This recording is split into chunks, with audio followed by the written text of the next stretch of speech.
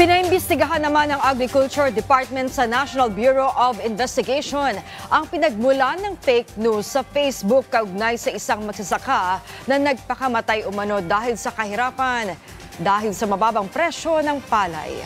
Yan ang ulat ni Noel Talakay. Sa Facebook post na ito na may nakalagay pang trigger warning, ayon sa post, mayroong umanong isang magsasaka na kinitil ang buhay dahil sa kahirapan matapos bumaba ang presyo ng palay. Hindi pinangalanan kung sino ang nasabing magsasaka, pero nakasaad sa post na taga Nueva Ecija ito. Ito rin ang pinick up na balita sa Facebook page ng isang umano'y radio station. Paglilinaw ng Department of Agriculture, DA, pinaimbestigahan po yon ng ating kalihim at napatunayan na hindi totoo. Ayon kay De Mesa, ang Federation of Trade Farmers nagsimula ang nasabing post at napag-alaman na walang magsasaka na kinitil ang buhay. Kaya naman, sabi ni De Mesa, nakikipag-ugnayan na sila sa mga otoridad ukol dito. Actually, nakipag-ugnayan na ang DA sa NBI, sa ating kapulisan para imbestiga mabuti.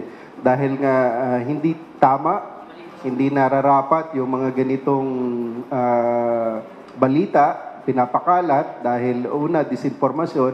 Pangalawa, ay may epekto rin ito sa ating mga kababayan. Giit pa niya titiyakin ng DA na may mananagot sa nasabing malisyosong Facebook post. Ayon pa sa opisyal, wala ring pagbabago ng presyo ng palay sa bansa. Kahit anya ang presyo ng NFA ay nananatiling nasa mahigit 20 pesos kada kilo.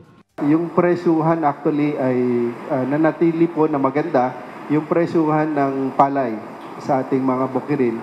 At yung presyo ng NFA din, ang bilihan para sa tuyo at malinis, yung dry and clean ay 24 pesos per kilo.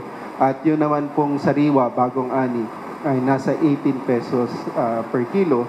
Pakiusap lang ng DA sa publiko, huwag magpakalat ng maling balita.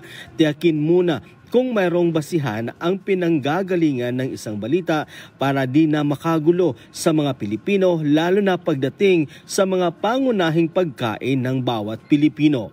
Noel Talakay para sa Pambansang TV sa Bagong Pilipinas.